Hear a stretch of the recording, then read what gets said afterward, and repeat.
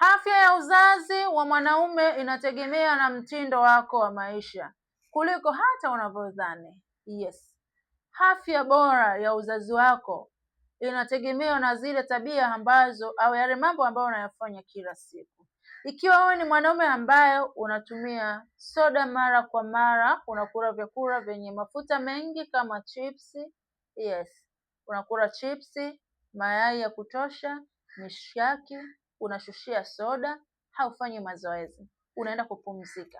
Tegemea kukosa nguvu zako za kiume endapo utaendelea kuwa mwanaume unayetumia vitu hivi. Ni lazima leo ubadilishe sahani yako, ni lazima leo ubadilishe tabia zako, ni lazima leo ubadilishe mfumo wako wa maisha ili uweze kuwa mwanaume imara na mwenye heshima katika familia yake. Kupitia programu ya siku 30 mpaka siku 90 imeweza kuwasaidia wanaume wengi sana kuweza kuwa imara na wenye nguvu katika ndoa zao. Hakikisha unaipata leo na iweze kukusaidia.